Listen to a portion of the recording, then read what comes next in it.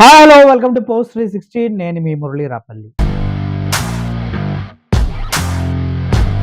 TDP leader Anam Venkataramana Reddy గురించి మీ అందరికీ తెలిసింది. ఎక్కడ్రా ఏంద్రా అంటూ నోరేసుకొని పడుతూ ఉంటాడు. ఫేక్ డాక్యుమెంట్స్ తీసుకొచ్చి ఇదిగో చూడండి అని మీడియాకి ఎలాగో కనిపించుకొని ఇలా గాల్లో చూపిస్తూ మాట్లాడుతూ ఉంటాడు. నోరు తెరిస్తే ఊరంత ఉంటుంది అయింది. ఎందుకు చెప్తున్నా అంటే అంత ఘోరంగా మీడియా ముందు అరుస్తాడని, అంతే. అంతేగాని నోరు పెద్దదని కాదు. నోరు ఫిజికల్ గా ఎలా ఉండొచ్చు దాని గురించి నేను మాట్లాడను. లోపల మాటలే చాలా చాలా అబద్ధాలు ఉంటాయి ఆయన దగ్గర.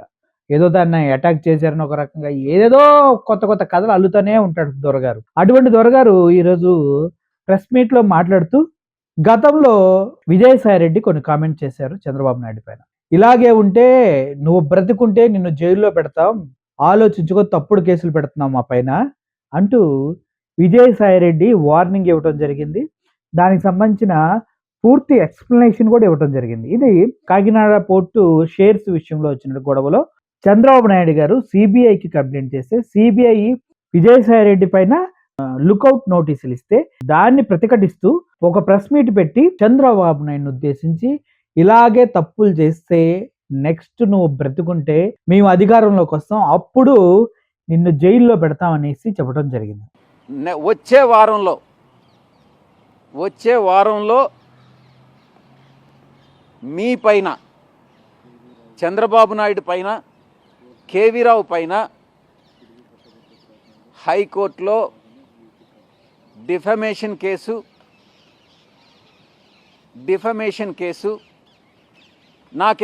నా మీద ఎక్కడైతే ఒక పార్లమెంటు సభ్యుడిగా ఈరోజు నేను ఎక్కడికి వెళ్ళేటటువంటి అవకాశం లేదు, వెళ్ళను కూడా. చంద్రబాబు నాయుడు వెళ్ళమన్నా కూడా వెళ్ళను కూడా. అలాంటి వ్యక్తిని నా మీద లుకౌట్ నోటీస్ ఇవ్వాల్సినటువంటి అవసరం ఏముంది? తనకు బుద్ధి మందగించింది అని నేను అందుకనే చెప్తా ఉన్నా. నా పైన 21 కేసులున్నాయి. నేను ఎక్కడికైనా విదేశాలకు వెళ్ళాలంటే సిబిఐ కోర్టు హైదరాబాద్ పర్మిషన్ కావాలి.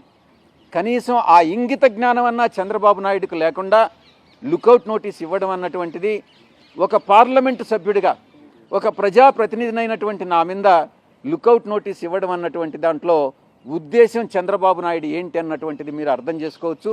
ఈ విషయం మీద ఈ లుకౌట్ నోటీస్ ఇవ్వడంలో ఒక అల్టీరియర్ మోటివ్ ఉంది. ఈ యొక్క దాన్ని నా యొక్క ఇమేజ్ని, నా యొక్క రెప్యుటేషన్ని దెబ్బతీసేదానికోసంగా ఇది జరిగింది అన్నటువంటి విషయాన్ని దృష్టిలో పెట్టుకొని అటు చంద్రబాబు నాయుడిని, అటు తప్పుడు కంప్లైంట్ ఇచ్చిన దానికోసంగా ఇటు కేవీరావు ఇద్దరి మీద కూడా నేను కోర్టులో దావా వేస్తున్నాను అన్నటువంటి విషయాన్ని మీకు తెలియజేస్తా ఉన్నా.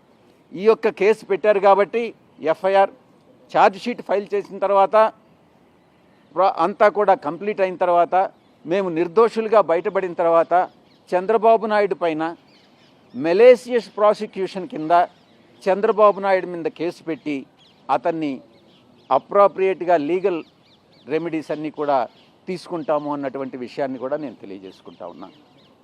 Pawan Kalyan సహకరిస్తున్నాడు sir Chandrababu కుట్రలకి.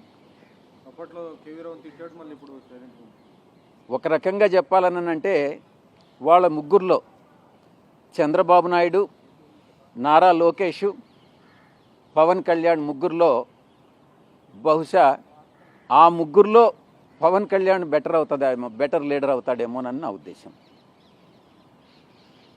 Thank you very much. దాన్ని ఇప్పుడు ఆనం వెంకటరమణారెడ్డి ఏంది అంతా చేస్తారా అంటూ ఒక ప్రెస్ మీట్ పెట్టాడు. చంద్రబాబు నాయుడిని రాగానే లోపలేస్తావా? చంద్రబాబు నాయుడిని లోపలేస్తావా? ఏయి చూడు అంటే నా మీద కేసు పెడితే, నేను చేసిన పాపాలకి కేసు పెడితే నిన్ను కావాలని లోపలేస్తానని బెదిరిస్తావా? థ్రెట్ ఇస్తావా ఒక ముఖ్యమంత్రికి? ఈరోజు నేను చెప్తున్నా, వీళ్ళు మాటలు వింటుంటే చంద్రబాబు లైఫ్ థ్రెట్ ఉంది అనే భయం వస్తుంది మాకు. చంద్రబాబు నాయుడు గారికి లైఫ్ థ్రెట్ ఉంది వీళ్ళ మాటలను బట్టి. వీళ్ళు చేసిన తప్పులు కప్పిపుచ్చుకునే దానికి చంద్రబాబు నాయుడు గారిని కూడా టార్గెట్ చేయొచ్చు అనే విషయం మీరు అందరూ గమనించాలి. తప్పు చేస్తే చంద్రబాబు నాయుడు ఏంటి ఆనం నువ్వు కూడా బొక్కలోకి వెళ్ళక తప్పదు అన్న వాస్తవం తెలుసా లేదా నీకు? ఇంగ్లీష్ కూడా బాగానే చదువుతావు కదా, ఇంగ్లీష్ కూడా బాగానే చదువుతావు. మరి తప్పు చేసినప్పుడు ఫేక్ కేసులు పెట్టినప్పుడు బొక్కలోకి వెళ్ళక తప్పదు కదా ఆనం వెంకటరమణారెడ్డి. ఒకవేళ ఆయన కేసు పెట్టి లోపలికి తోయిస్తానన్నాడే కానీ కక్ష కట్టి మీలాగా సోషల్ మీడియా వాళ్ళు చేసినట్టు చేస్తా అని చెప్పలేదు కదా.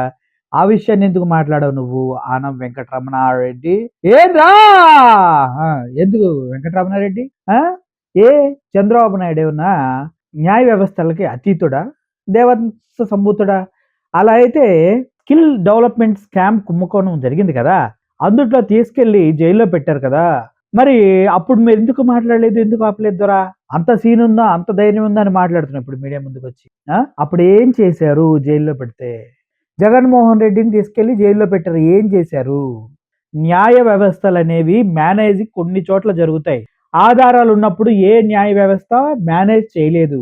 అందులో భాగంగానే జగన్మోహన్ రెడ్డిని తీసుకెళ్లి పెట్టిన, చంద్రబాబు నాయుడు గారిని స్నేహ బ్లాక్ లో స్నేహపూర్వకంగా పెట్టిన న్యాయ వ్యవస్థల దగ్గర ఏదో ఒక ఆధారం ఉంది కాబట్టే పెట్టారు. అవి వాళ్ళని టెంపరీగా క్లోజ్ చేస్తాయి అంతే. నువ్వు ఇప్పుడు వచ్చి సీఎంకే వార్నింగ్ ఇస్తారంటే సీఎం కూడా ఒక పౌరుడే, ఆ విషయం మర్చిపోవద్దు ఆనం. నువ్వేదో చదువుకున్న వ్యక్తిలా అనుకున్నా అన్నాళ్ళు, తొల్లు కరుతూ ఇంగ్లీష్ చదివినా కూడా పర్లేదులే, కారిన సొల్లే కదా, పేపర్లు తడిచిపోతాయి అంతే, మైకులు కొద్దిగా దూరంగా పెట్టుకోండి అని చెప్పేవాడిని మా వాళ్ళకి. కానీ నువ్వేంది అసలు నాకు అర్థం కావు, నోరు వేసుకొని పడుతుంది పిచ్చి ఏం ఉండదా నీ దగ్గర? విశేషం ఏం ఉండదా? నీ కాన్స్టిట్యున్సీలో నువ్వేం చేసావో చెప్పు. ఒకరోజు ప్రెస్ మీట్ పెట్టి, మీడియా ప్రెస్ మీట్ పెట్టి వాళ్ళని ప్లేస్లోకి తీసుకెళ్ళి ఇది నేను డెవలప్ చేసి ఎంత ఖర్చు పెట్టా అని చెప్పించు చూద్దాం. అవి చెయ్యరు. మేము అధినాయకుడిని ఏదన్నా కానీ ఎగేసుకొని తయారుపడిపోతారు. విజయసాయి రెడ్డి చెప్పాడనో, జగన్మోహన్ రెడ్డి కక్ష కట్టాడనో కోర్టులు పనిచేయవు. వ్యవస్థలో నిజాలను బట్టి అన్ని పనిచేస్తాయి. ఒకవేళ చంద్రబాబు నాయుడు గారు కనుక నిజంగా తప్పు చేస్తుంటే, ఆ కేసులు ఫేక్ అయితే కంపల్సరీగా కేసులు పెడతారు, లోపలేస్తారు. స్కిల్ డెవలప్మెంట్ కేసు లాగే అంతే. దానికి నువ్వు ఇప్పుడు మీటింగ్ పెట్టి అరిచేది ఏందా నాకు అర్థం కాదు. చాలే కానీ వెళ్ళి ఆ కూతంత బూదిని పుడుకోపో పో, ఏమంటారు? అంతే కదండి. ఆయన నిన్నాను, ఆయన అన్నాడు, వీళ్ళిద్దరు కలిసి ఇంకో పంచాయతీలు. అరెస్ట్ అయితే అరెస్ట్ అవుతారు తప్పు చేసిన వాళ్ళు, లేదంటే లేదు. ఈ వీడియో కనుక మీకు నచ్చినట్లయితే please do share and subscribe my channel. Thank you for watching this video. I'm Murali signing off. Thank you.